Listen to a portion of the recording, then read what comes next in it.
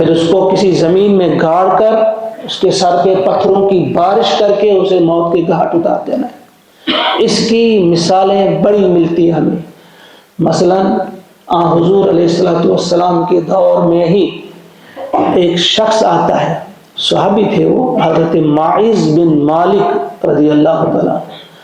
وہ آتے ہیں، مجھ سے غلطی ہو گئی ہے، مجھ سے زنا ہوا ہے، مجھے آپ پاک کر دیجیے۔ حضور، وہ جو دائیں طرف آتے ہیں حضور بائیں طرف جاتے ہیں، وہ بائیں طرف آتے ہیں آپ دائیں طرف مڑ جاتے ہیں، وہ بار بار آتے ہیں۔ یعنی ایک طرف غلطی ہو گئی لیکن دوسری طرف یقین آخرت پہ ہے، ایمان اللہ کے رسول اور آخرت پر اتنا ایمان کہ وہاں کی سزا سے بچو، بار بار آ رہا ہے۔ پھر حضور صلی اللہ علیہ وسلم نے کسی سے کہا کہ دیکھو اسے شراب تو نہیں پی رکھی ہے؟ ایک شخص اٹھتا ہے، سونگتا ہے کہ نہیں شراب نہیں پی رکھی، کیا اس کے دماغی توازن جو ہے وہ درست ہے؟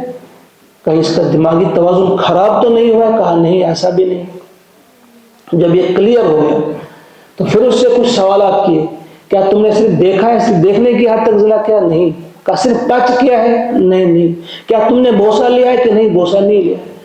پھر واضح اور صاف الفاظ میں کہا کہ دخول کیا ہے، یعنی پورا جو آخری حد ہوتی ہے زنا کی کہ وہ کیا ہے کہ ہاں، پھر حکم جاؤ اس کو لے جاؤ اسے سنسار کرو۔ پھر اس کو پتھر مار مار کر ہلاک کر دیا گیا، اس کو موت کے گھاٹ اتار دیا۔